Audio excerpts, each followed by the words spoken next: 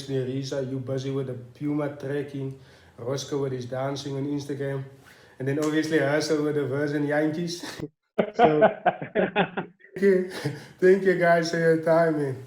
I selected you guys because I feel like you guys are the best examples that we can use for obviously for the youth and the next generations in terms of where people didn't get a chance from a young age to actually showcase their talents and everything. So you guys are basically the guys who got a chance late and basically use it and benefited from it. So as a late bloomer, what made you keep on believing and what actually drove you to pursue in this dream? For me personally, I got the opportunity at a young age though, but that's on the domestic front. But then obviously I've set myself goals to try and break through into the national team and be a consistent performer on that level, and those are goals I set myself. So for me, obviously it didn't happen as young as I wanted it to happen. Um, but I mean that's life in general. Things don't obviously always work out the way you want it to. But for me, obviously, I had to keep working hard, keep my eye on the goal, and keep persisting and doing what I know I can do to achieve that. And fortunately for me, it's happened. Well, I didn't make my debut in 2014, a couple of years ago, where I played a few games only. But then obviously out of the system again, so I had to continue working hard to achieve those goals again. And then in 2018, I got to represent the country again. So yeah, looking back at these, what, 2 years ago where that happened. So I am there. I've achieved it, but that's not the end.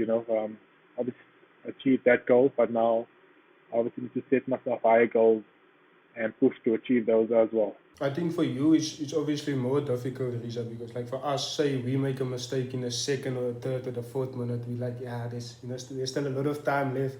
But for you, if you play at the early ball or leave a ball and you get bowled out or you get catch out, I mean that's difficult because you're only gonna get a chance on a later stage again, maybe in another tour or maybe in a year's time. So obviously, how do you deal with that? For us, we can fix it, and we have a lot of stuff that we can measure on our games actually. Yeah. Yeah, I think all sports in general is quite hard, but as you mentioned, cricket is probably one of the toughest in terms of that, where you get one ball and then you're out, and then the, the next opportunity gets is only in the next game again, or a week or so later. So yeah, it's one of those things where you have to accept it as well, and then you have your bad days and you have your good days. And I think obviously if those good days come, you're gonna have to try and cash in as much as possible, knowing that the bad days are around the corner again. So try and cash in and make the most of those good days. Us, obviously, for you, you played varsity Shield. Obviously, after you played Craven Week and you were in the mix, and then suddenly you had to go via varsity Shield. I mean, obviously, for you, what was the challenges for you, especially because I mean, guys your age is getting opportunities and chances maybe you think you should have got. How did you deal with it? How did you cope with it? Yeah, so I played after school, played under 19s, then played under 21 my first year. Didn't play as much as I wanted to. Um, and then I had to take a step back sort of to get to where I am today. I had to go back and play Varsity Shield, not even Varsity Cup. Um, and fortunately for myself, there was people that actually saw the potential in me. I got to work with great coaches, Coach Chester, Williams, Pollock and Rari. Um, yeah, and I think at that moment in time, I was sort of in a space where I felt that I'm valued. I got picked to play. I could express myself. And I think it was an environment for myself to work in. I mean, I could have easily just stayed at that level and decided, no, I'm good enough. I'm just going to play Varsity Shield, see what I can do here at UWC. But for myself, I always set my mind to sort of train and be ready for whenever the next step comes, so that when it comes to me, it doesn't blow up in my face. Yeah, and I think that was probably the thing that drove me the most. And I think it worked for me up until now to get me to where I am today. That's quite special because it shows us a different side of what you basically had to do. It's a similar way in how we do it in cricket. I mean, like I say, cricket is a one-man job. It's a one opportunity. The same for you. You don't get the opportunity. You have to do things to the best of your ability for your part. And then, like I said, you can't control what people's opinion are of you. You know, you can't control whether a coach is gonna select me or not. Obviously, Roscoe, for you as well. I mean, you were part of the sevens, but you made your Super Rugby debut obviously last year, and you could see now you could see the your ability of what you can do. But I mean, we speak about opportunity here. Your opportunity came only last year. So obviously, how do you experience that? I must say, as you say, I got to get my debut when I was 30 years old. Damn, bro, that's old. But I must say, for me, it was never easy, 30. like an easy path, because if I look back, I was at the Sharks for 4 years. I played one senior game against Western Province in the rain, and we got the W there. But the following week, the Springboks came back, JP Peterson and Odo came back. Then they told me, listen, yeah, you have to go and play club rugby again. I went back, played club rugby. Then I think the following week we played club champs in Stellenbosch. And that's why I told myself, maybe someone can see me here. But then it went, we won club champs, went back, signed one more year with the Sharks, played Vodacom Cup. And I think after playing Vodacom Cup, and I told myself, nah, I think I need to go somewhere else. Nah, it wasn't praised, bro. You see. So I played another year, Vodacom Cup for the Sharks, 2012. I told myself, nah, I want to play sevens. So if I want to play sevens, I need to start playing sevens. We played sevens. 2012, we played Loftus, we played provincials, and that's why I told myself, nah, I need to set myself goals here to achieve, because the previous year they select Cornel Hendricks also in this provincial tournament, and then Cornel became a Blitzball. So I was like, okay, now this is maybe one of my pathways where I can follow, maybe also to play sevens like that. So everything went well. Player of the tournament, top try scorer, got a got an offer from the sevens, but just to join the academy. But now I'm thinking, yes, I'm almost 25. How can I join academy? So then that's where You were met 25 10 years ago, man. bro. That's where I met Coach Jimmy, and he said, "Don't you want to come and join the Pumas?" So I was like, "Yeah." So now I must go to Nelspruit. So I took that deal. 3 years spent with in Nelspruit, and then I think after 2014, through the Pumas, I got another call to the sevens to join them. So I went to the sevens. Went to the sevens that time, play academy tournaments in Dubai, and I asked myself, after being 2 years in the seven setup, so we went back and forth with the sevens, I asked myself, am I good enough to play sevens, or do I have the ability to become also the likes of Branko or Sissel? And then I didn't get my opportunity. So I told myself, nah, it's all about me now. I must go and find myself and see what I'm doing wrong and what the guys in that setup that time. Because at that time it was Sissel was also waiting. He got his opportunity, I think, that year. And because he was also behind Swandile Stick, the coach now of the Springboks. So they just won the World Series for the first time also. So then I was like, nah, I must also wait, because if Sissel waited so long, I also have to wait. Sissel got his opportunity, I think 2011, seventh player of the year also. Then I was like, okay, nah, if this guy can wait so long, I can also wait so long. I just have to be patient and work hard. Went back to the Puma, same thing. I got my opportunity 2014 in Las Vegas. Played the third game, play against Kenya. I think Collins and Jared tackled me from behind, tore my ligaments in my ankle. I'm thinking, not a damn. Now my career is gone now, because, after your ankle, you can't step. You think all the things. How are you gonna come back out for 6 months? Went back to the Pumas, start all over again. Saddest thing happened with the Pumas. While I'm at the Pumas, just before the Currie Cup start, I think we 3 games into the Currie Cup, the backline coach told me, nah, he thinks I'm not gonna make it anymore. I lost my touch because he doesn't see that I have it in me. Luckily, Coach Jimmy loved me so much. He said, listen, yeah, we're not going to go with Emir score tomorrow morning at 8. You just come to the field. We will just run some lines and see where you are. Luckily, I passed that test. I scored hat-trick that weekend. End of the year again, 7th. Call me again. That was now 2015. So now I'm thinking, yes. So now I must go back to the 7th, and it's hard work there. And now the likes of Cecil and Branko, they already have established their name in the team, in the system also. And Justin was one of the youngsters also coming through. So now I'm thinking, yes, so well, Neil take maybe 4 sweepers. So I was like, okay, now let me just work hard. If I get opportunity, I get opportunity. If I don't get it, I don't get it. Either way, I'm here now. So things went nice. I got a breakthrough again. I think Cecil got injured in Scotland. So then I had to went to Scotland. Another game, especially against New Zealand. I'm thinking, if I can just do something special against New Zealand, maybe coach will see, this guy have it in him. So they kick off, second half, they kick to us. I did a switch to Varys.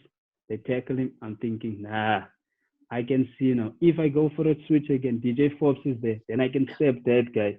Then I'm through. So I'm already playing this whole picture. They kick, got the ball. I did the thing. I made the switch. DJ Forbes, he fell for it. Right through. Then I was like, I'm in this thing again now. Yeah. The following week, 2 weeks from that, Cecil is back. I'm out. I'm thinking. So for me, 2016, I told myself, 2016 will be my year. I don't even care if the main guys is in this team. I'm going to show them that I want to take this team to the next level. I want to be that guy they can say, hey, we can press on this guy's button. He will produce for us. 2016, amazing year. Made the World Dream Team. I got a nominee also for 7th Player of the Year. It was so close, but they gave it to Perry Baker. But that was one of my successful years, 2016. Even went on after that, play for the Cheetahs in the Pro 14. And then I just became this Roscoe Speckman that you guys know now. Wow. Spec magic. Magic. Yes. Yeah, but Roscoe, that's powerful, right? It just shows us that, obviously, like I said, if you just keep on working towards your goals, basically, it just says like opportunity will come eventually. On that note, I mean, you mentioned it now. You played well, or you played the first game for the Sharks. After that, the Springboks got back. The Boks came in just like that. Same happened at the Sevens as well. Played well. The starters came back. You out. How do you guys? Reza, obviously, I mean, for you, obviously, you got opportunity when you were young as well. Say you had a powerful performance, and then the starters come back for the Proteas or for your club. How do you guys stay motivated? It's tough, and some people take it different. I spoke to Zas the other day, just before we started with our Super Rugby campaign. And now obviously they said, listen, we have so many wings and this is going to happen. We're going to rotate. And his words was, I don't like this rotation thing, because if it was me in that position and I played well, I don't want to be rotated. Yeah, so for myself as well, I think if in that position, if a guy's playing is good, he's doing well, he worked for it. So it's his opportunity to play. For myself, I like to try to stay in that mindset, and I think that's what keeps me it keeps me motivated as well, positive. Is that I try to stay ready for that next opportunity I get. And I try to make it that good that they can't ignore me the next time. Yes. It must be, yes, gaan ek nou vir Boogie kies, gaan ek wel as wel kies. As nou tyd nou. And when it comes to that 50-50, I always try to be with my performances. Performances in training, whatever. I always try to have that, even if it's that 1% edge on you. I know that's gonna make me the number one. Sooner or later, it's gonna have to come.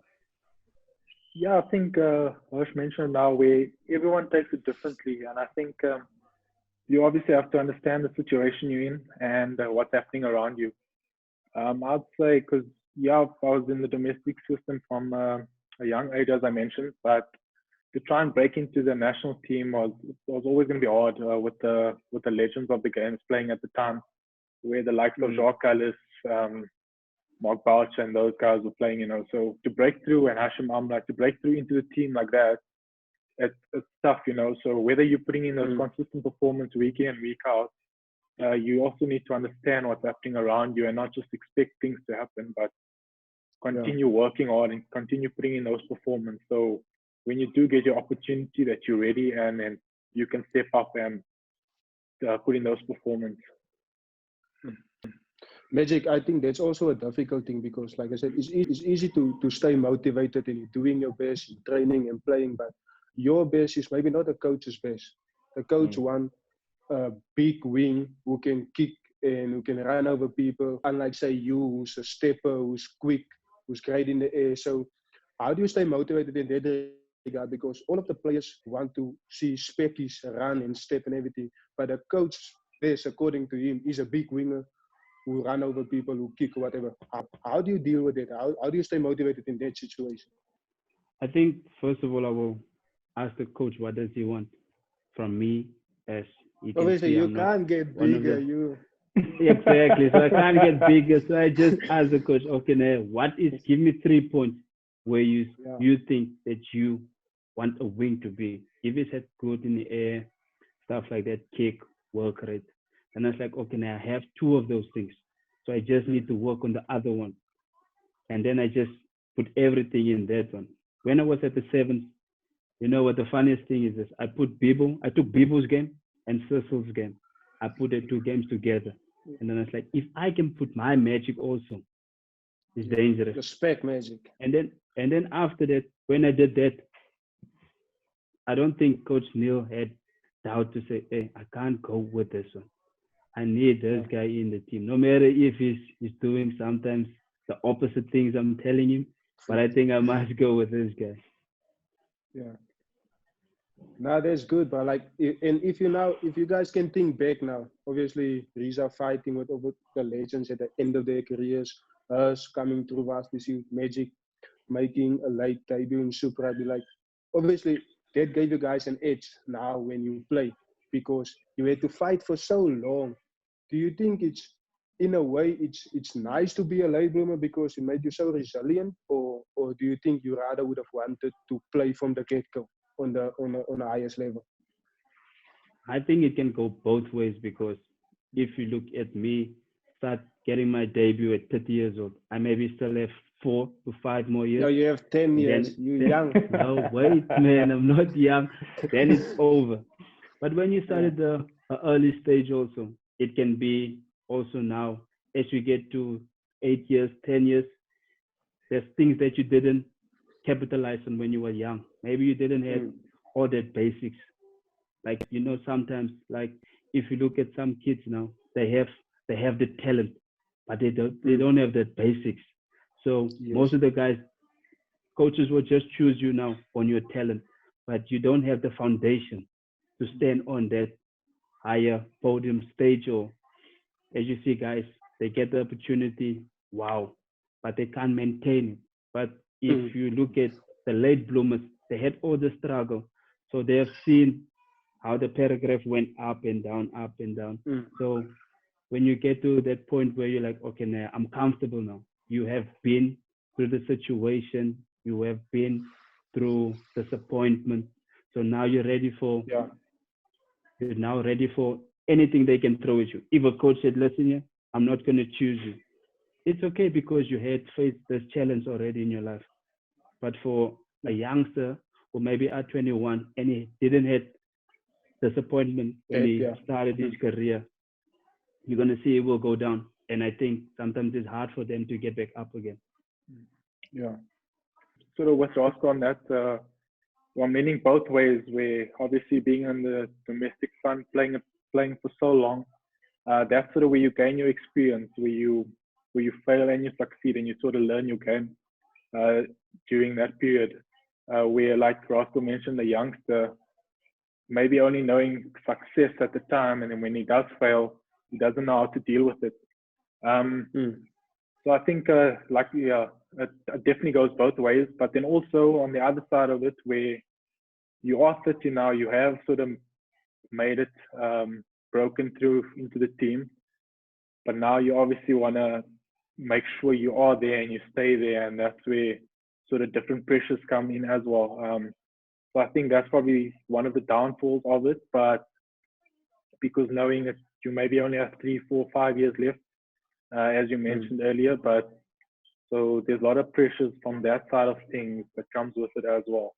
But the good thing about it is you've developed your game, and you've sort of experienced. I think everyone uses that word when you get to a certain age and amount of games you play. So you are experienced, you know exactly what to do, you know your game.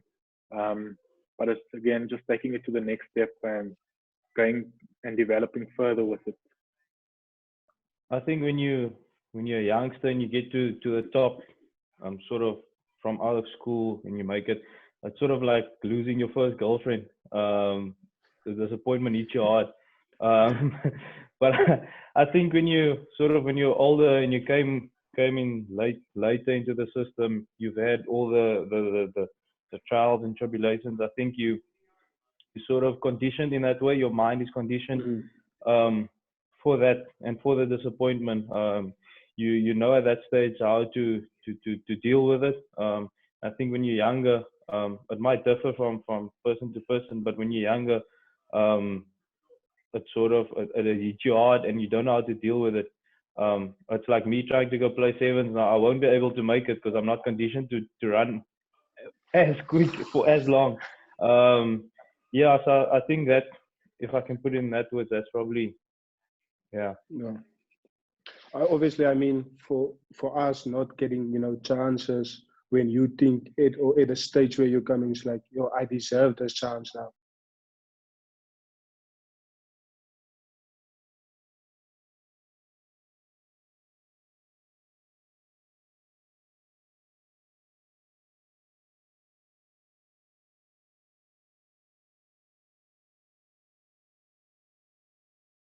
First team, and he's going to play Craven Week, and he's going to play Coke Week and everything. What is the message to them getting out of say that high successful stages, or the ones who's not making the team now, who's thinking maybe I need to quit, or maybe I keep on? What is the reassurance that we can give those guys who's not making it at this moment, then the other guys who's basically successful now at this stage in school level or who's playing?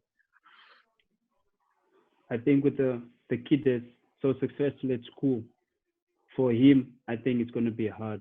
As Reza was saying, once that opportunity is not there for him, or once the coach doesn't back him, he can't get up again.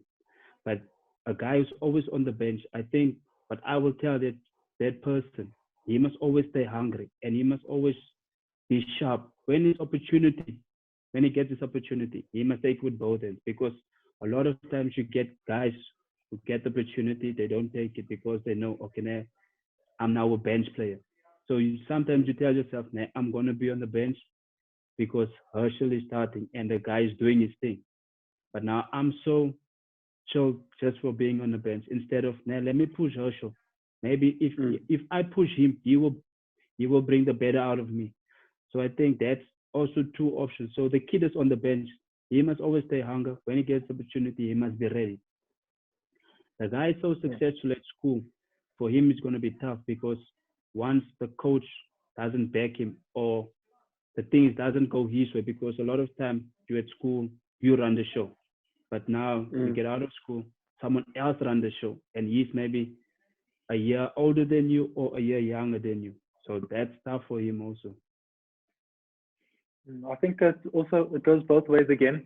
The successful kid, the youngster coming through, it's important that you sort of understand the people around him, his support system, can obviously give him the right message where to say he needs to stay hungry and keep raising those goals and those standards. I mean, you can't sort of just stay on that level all the time, but keep driving and keep pushing more to reach bigger heights, and achieving better goals.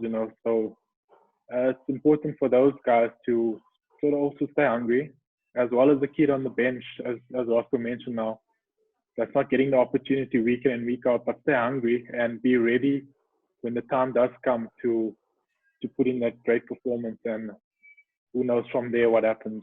So like I say again, it goes both ways. I think the hungry factor and the belief needs to be there all the time.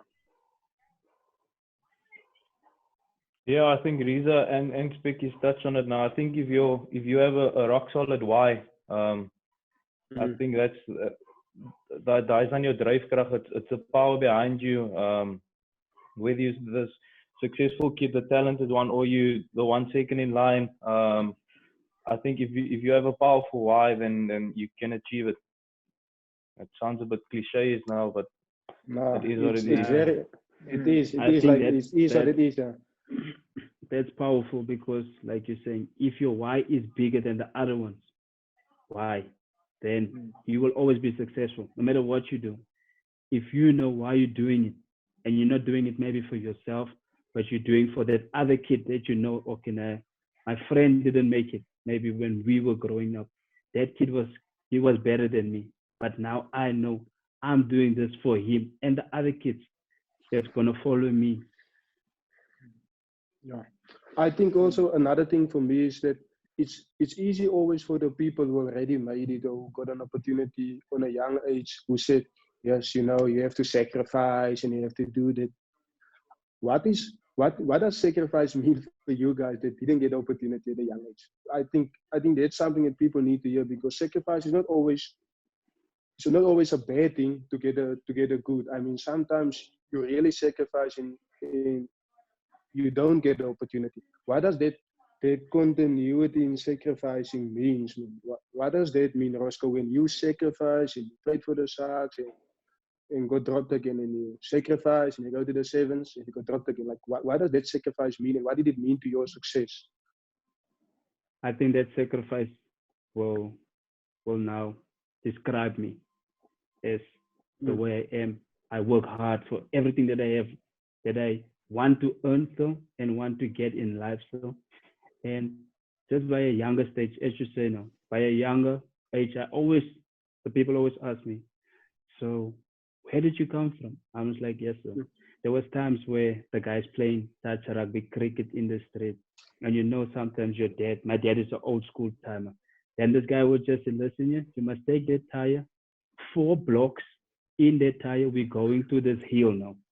And I'm thinking, yes, sir, but these guys, they're playing cricket and touch rugby. Why can't I also just enjoy myself, man? As a youngster? That guy said, nah, this was the things I was doing. And if you want to have speed, you have to do this thing. Then at the point for a year, I did that stuff, Boogie, sacrifice. Then I saw, nah, but this guy's doing nothing. The guys, they still burn me in the street when I play touch rugby. Yeah. A year and a half after that, I said, okay, now I always want to do athletics. Bruh, that was the best feeling ever. Just guessing someone, getting that first over that line. I'm like, okay, nah, I think my timer knows what he's doing. So let me just keep on that sacrifice. And from there, I sacrificed the whole time, bro. Riza, what do you think? Well, obviously for you, it's different. I mean, I have the utmost respect for you guys as batsmen. I can't put enough emphasis on betting, because it's I mean, like, I know how it feels for us who play 80 minutes. If you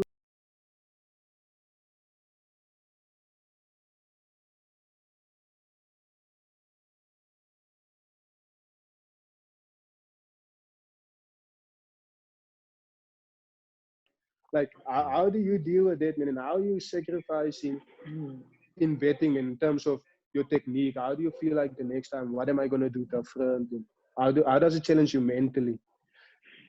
I think spot on, as you touched on it now. that's probably one of the hardest things in cricket, and one of the hardest things to deal with as well. Often we overthink things, we sort of look for flaws in our technique or whatever it is, and that's often not the case. That's often not what happened in the game that went wrong. It could just be a good ball that got you out, and there you go. So again, something we have to deal with, something we have to obviously come to terms with, which often happens where you just go back, reflect on what happened and how you actually got out, if you got yourself out or if it was a good ball, and then just carry on with it. I mean, and then put it behind you as soon as possible and carry on, keep working hard to get better. And then the next opportunity, if you get the next opportunity, it could be your day, and then you make it count. And you often talk about that. While you are talking about sacrifices now, so for cricket is very demanding. It's like you say, you guys play for 80 minutes. We play 4 or 5 days at a time sometimes. We have to practice hours. We have to, not that you guys don't, but we have to hit balls, a lot of balls, day in and day out to sort of get that good day, and to make it count. And the hours we put in, we travel a lot as well, months and days on tour. So those are the sort of sacrifices we have to make. Are we leaving our family behind? We don't see them as often, whether it's at the younger age or now that you sort of married as well. We have a wife. Some guys have families, kids as well. So it's difficult, but those are the sort of sacrifices that you have to make to achieve your goal. Yeah. And us, I think obviously for us, when we're waiting on that opportunity and it doesn't come, how often do we basically, shy away from what we're actually doing very well in? Like, are you sort of going in like, what am I not good at? And then are you starting focusing on that, or are you actually stay there, let keep myself sharp in do what I'm doing very well and keep on doing that?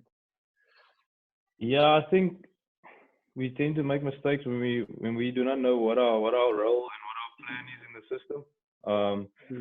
I think that's when we sort of go off our plan. I think if you know yourself, Boogie has a good left and right foot.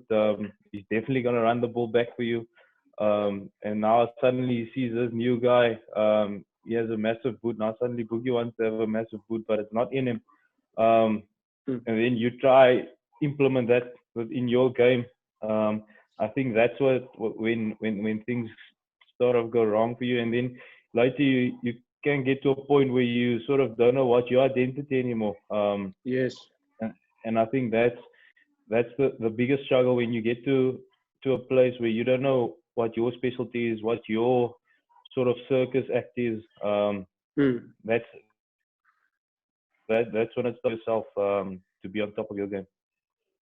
Power. And then obviously Magic, I mean, if you now got the opportunities, you had your powerful years and still gonna play for 20 years.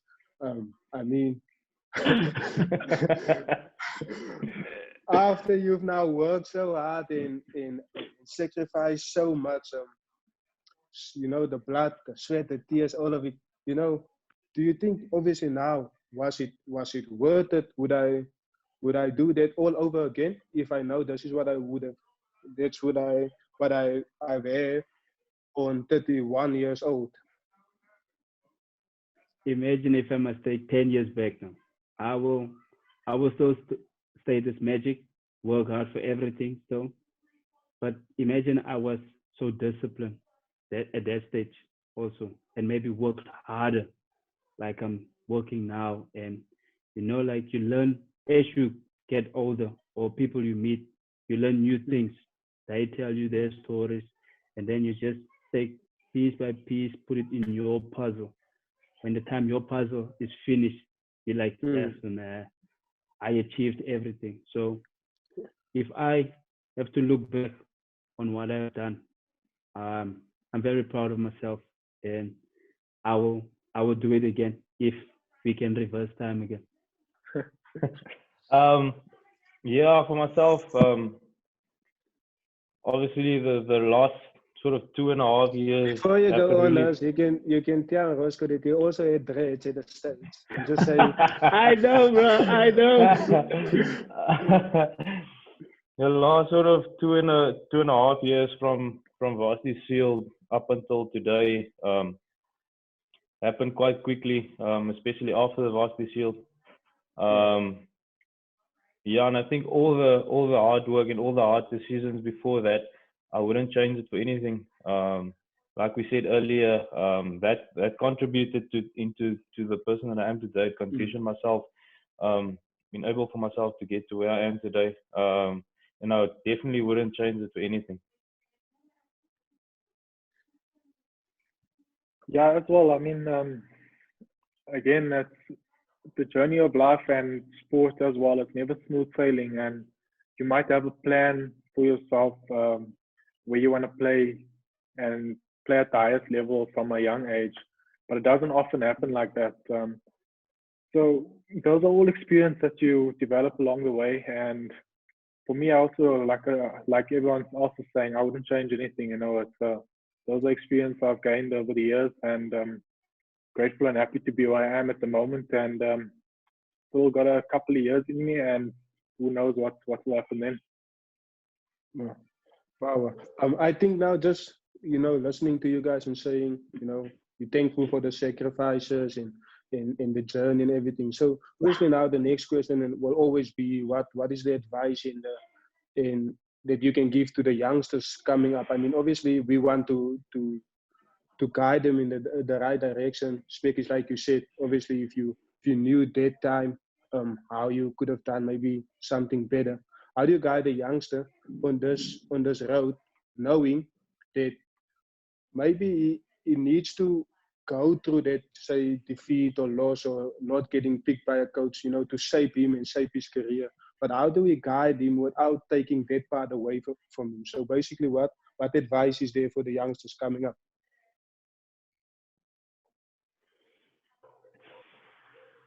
I think I will tell the kids to always be ready, and because opportunities is not given often to kids out there. So once you get your opportunity, make sure that you already did all your homework. So once you have to grab this opportunity, you know how to handle everything. Like Reza was saying, you can get one opportunity. If you don't score, they will choose the next guy that's going to score. If Herschel doesn't kick that perfect box kick, they're going to choose someone that's going to kick that perfect one. So if you're ready and you sharp and you know, okay, nah, this is why I work so hard to get this opportunity. I'm going to take it now. Then you take it. And don't try to be the next Warrick, Roscoe, Reza. Be the next you. That's my advice to the kids, bro. Because a lot of the kids wants to be like that person and that person, but they can't produce like that person produce.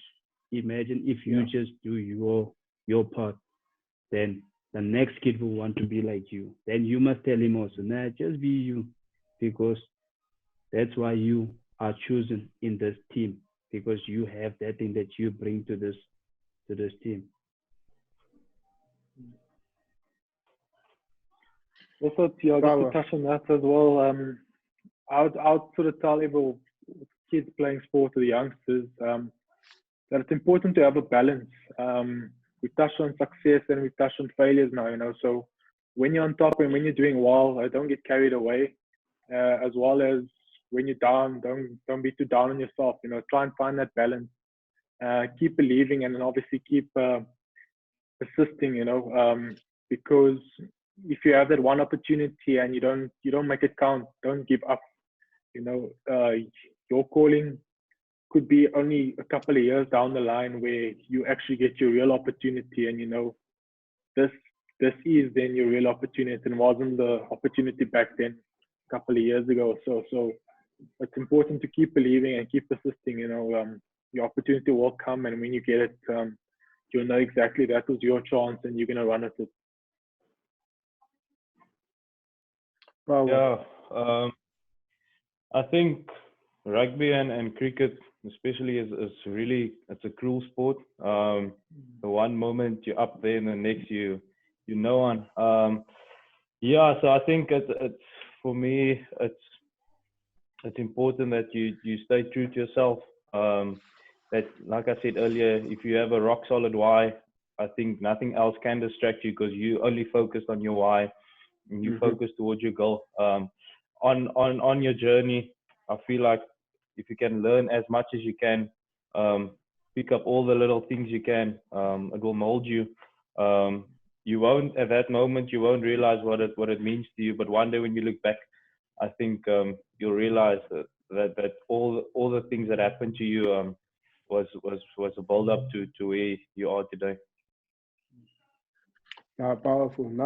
Thank you guys, man, for making yourself available for this. I mean, you guys are obviously are heroes in the game today. I mean, everyone wants to have 4 thick dreads and then obviously smaller dreads like Roscoe.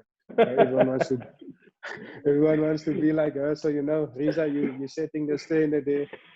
So thank you guys for obviously for sharing this, man, because like I said, if we can get the guy, the second guy, to have the mindset, like you said, Magic, to push the guy first, it will make him better and it will make yourself better. It will make the sport healthy and it will make, obviously, will make our country better. Our sport will be better. If we all can have that mindset in knowing, Riza, like you said, the opportunity might be in 10 years or 6 years.